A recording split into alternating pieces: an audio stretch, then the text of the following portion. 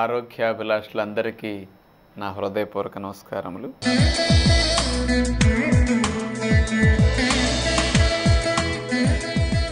ఈరోజు మనం అటుకులు కార్న్ఫ్లేక్స్ వాడొచ్చా లేదా అనే విషయం తెలుసుకోబోతున్నాం. ఈ అటుకుల్ని రైస్ ఫ్లేక్స్ అంటారు. కార్న్ఫ్లేక్స్ మీకు తెలుసు, మొక్కజొన్నల నుంచి తయారు చేస్తారు.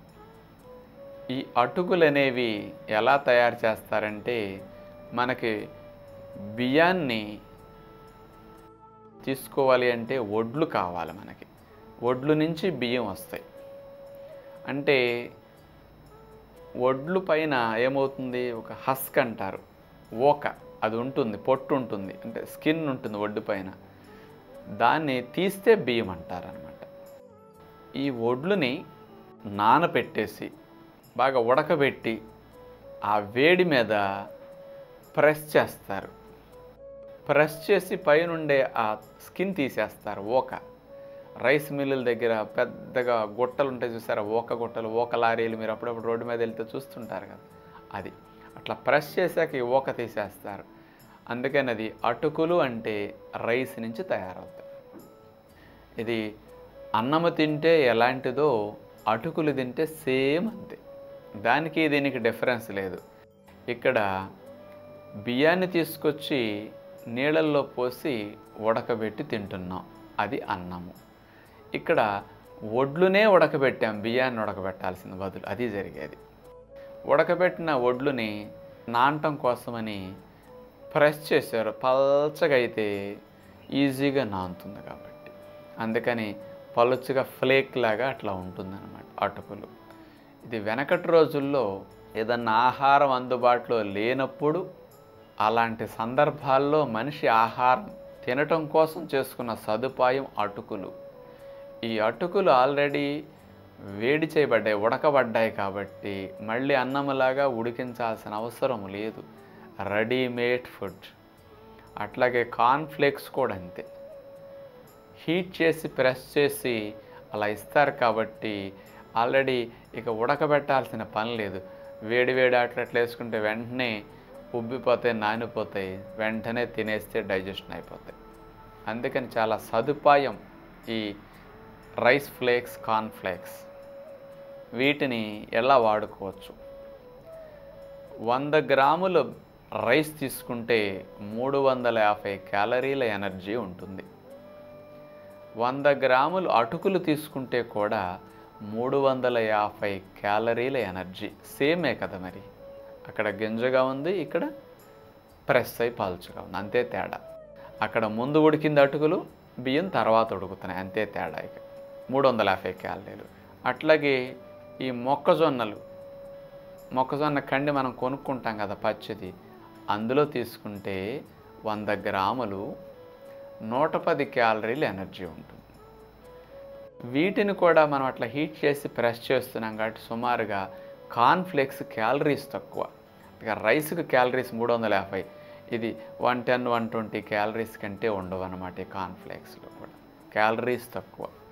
అందుకనే అన్నిటికంటే తక్కువ శక్తినిచ్చే చిరుధాన్యాలు అంటే మొక్కజొన్నలు, రాగులు, సజ్జలు, గోధుమలు, కొర్రలు, ఇవన్నీ కూడా బియ్యం 350 క్యాలరీలు సుమారుగా. కానీ ఒక మొక్కజొన్నలు మాత్రమే 110, 120 క్యాలరీలు. అందుకని మొక్కజొన్న కొంచెం ఎక్కువ వాడుకున్న వెయిట్ అంతగా పెరగరన్నమాట. వీటిని ఎలా వాడుకోవచ్చు?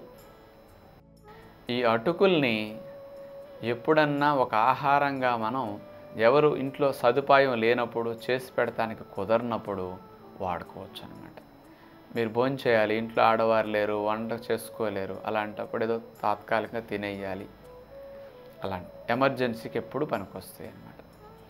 ఈ అటుకుల్ని వేడి వేడి పాలల్లో అన్ని అటుకులు వేసేసి, అంత తేనె కానీ, అంత ఖర్జూరం పేస్ట్ కానీ, ఇక తప్పనిసరి ఈ రెండు లేకపోతే అంత బెల్లం కానీ వేసేస్తే శుభ్రంగా 10 నిమిషాల్లో నానిపోతాయి, మెత్తగా అయిపోతాయి. పాలల్లో పీల్చేసుకుంటాయి పాలని, పాలు కనపడవు, అటుకులు పీల్చుకొని మెత్తగా ఉడికినట్టు అయిపోతాయి అన్నమాట.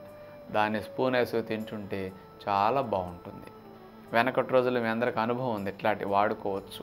కానీ మనం తేనె కానీ ఖర్జూరంతో కానీ ఇట్లా వాడుకోవచ్చు.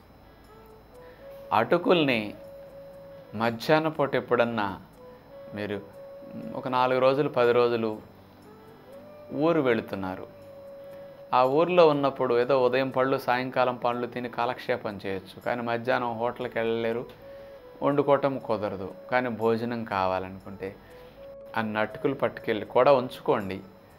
అంత ఒక 1/2 లీటర్ 1/4 లీటర్ పెరుగు తెచ్చుకుని ఆ పెరుగులోకి కొంచెం ఇన్ని అటుకులు వేసేసి నానపెట్టేసుకోండి. శుభ్రంగా నానిపోయి పెరుగన్నంలాగా అయిపోతాయి. దీన్ని ఒక అరటిపండు 2 అరటిపండ్లు అంచుకు తినేస్తే భోజనం అయిపోతుంది.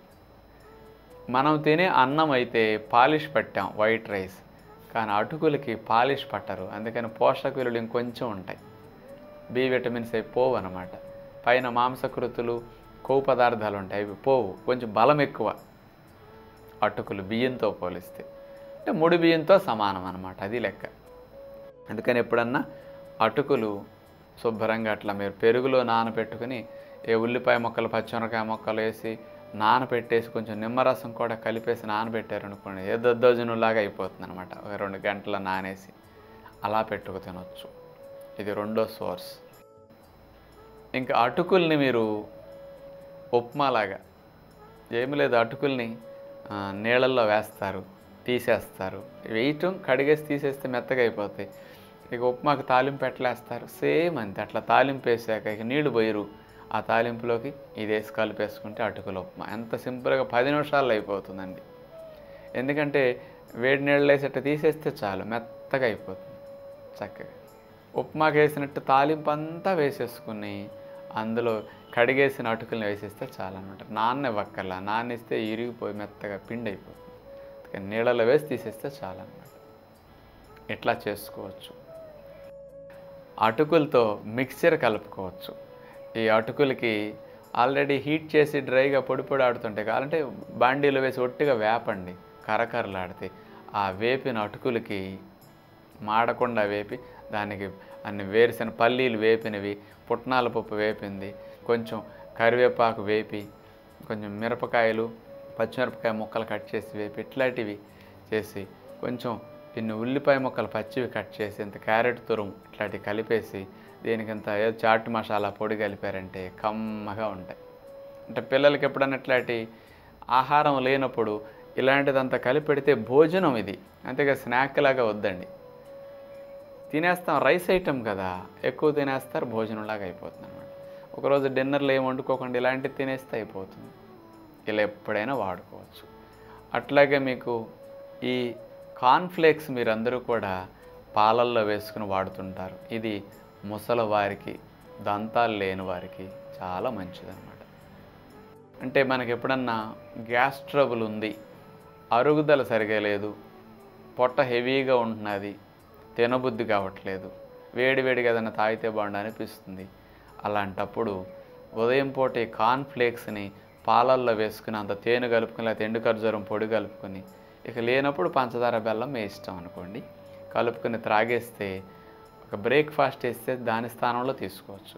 మరి రోజు తీసుకుంటే బాగుంటుంది కదా రాజుగారు అనొచ్చు. మరి కార్న్ఫ్లేక్స్ తీసుకుంటే మీకు ప్రోటీన్ రాదు, మంచి ఎనర్జీ రాదు, అందుకని మీకు హార్మోన్స్ ఇంబ్యాలెన్స్ వస్తుంది. అందుకని రోజు మొలకలు తింటాం, కుదరనప్పుడు ఎట్లా తినండి, బాగోనప్పుడు ఎట్లా తినండి. మీ ఇంట్లో ముసలివారు రోజు ఇట్లాంటి మొలకలు అవి తినలేరు, ఇలాంటివి ఇవ్వండి. కావాలంటే కార్న్ఫ్లేక్స్ పాలల్లో నీళ్ళల్లో వేసేసి కలుపు తినేమనండి, ఒక ఫుడ్ లాగా అయిపోతుంది అన్నమాట. ఎప్పుడన్నా జర్నీస్లో ఇంట్లో ఆడవారు సదుపాయం లేనప్పుడు, మనకు చేసుకోవటం కుదరనప్పుడు, ఎప్పుడన్నా మొలకలు మిస్ అయినప్పుడు అలా అకేషన్గా వాడుకోండి కార్న్ఫ్లేక్స్. ఇందులో తీపేసుకుంటాం కాబట్టి తినటానికి చాలా కన్వీనియంట్గా ఉంటాయి అన్నమాట. ఈ కార్న్ఫ్లేక్స్ని కూడా మీరు రకరకాలుగా చేస్తారు. వేపి ఈ మరమరాలు కానీ అటుకులు కానీ ఇవన్నీ వేపాక ఎట్లా చేసుకు తింటున్నామో అన్నీ కలుపుకొని మిక్చర్ లాగా కార్న్ఫ్లేక్స్ కూడా అట్లా వేపేసి మిక్చర్ లాగా చేసుకుంటే చాలా బాగుంటుంది. ఎప్పుడన్నా పిల్లలకి ఇలాంటివి పెట్టినప్పుడు ఇక బయట జంక్ ఫుడ్ వైపు వెళ్ళే అవకాశం తగ్గిపోతుంది అన్నమాట. అందుకని ఎప్పుడన్నా శనాదివారాల్లో ఇలాంటి కడుపు నిండా పెట్టేసేయండి, ఇక వాడికి ఏం తినబుద్ధి కాదు కాబట్టి మైండ్ అటు వెళ్ళదు. మైండ్ డైవర్ట్ చేయాలంటే వాడి ఆకలి మీద ఎట్లాంటిది పెట్టేయాలి. పెట్టినప్పుడు కడుపు నిండా పెట్టేయండి. వాడికి ఇది అరిగేలోపే రాత్రి అవుతుంది, పడుకుంటాడు అప్ప. అందుకని ఇట్లాంటి అలవాట్లు కనుక మార్చగలిగితే మంచిది. అంటే ఆరోగ్యకరమైన రెడీమేడ్ ఫుడ్స్ అనమాట, సైడ్ ఎఫెక్ట్స్ లేనివి. మీరు అటుకులు మంచిదన్నామని రోజు అటుకులు ఇంతంత పెట్టుకు తింటున్నారనుకోండి, అన్నం తిన్నట్టే. మళ్ళీ బరువు పెరుగుతారు, మళ్ళీ షుగర్ ఎక్కువ అవుతుంది రైస్ ఎక్కువ తింటే. అది గుర్తుపెట్టుకోండి. మళ్ళీ అకేషన్స్కి వాడుకోండి, లిమిటెడ్గా వాడుకోండి. ఇది అన్నం అని మర్చిపోవద్దు. పేరుకి అన్నం అని పిలవం, కానీ అన్నమే. పోషక విలువలు కొంచెం బాగా ఉన్న అన్నము. అందుకని ఇది ఎప్పుడన్నా అవసరాలకి అత్యవసరాలకి ఎంజాయ్ చేయడానికి ఉపయోగించుకుంటారని తెలియచేస్తూ తదుపరి కార్యక్రమంలో మళ్ళా కలుసుకుందాం. అందరికీ సెలవు. నమస్కారం.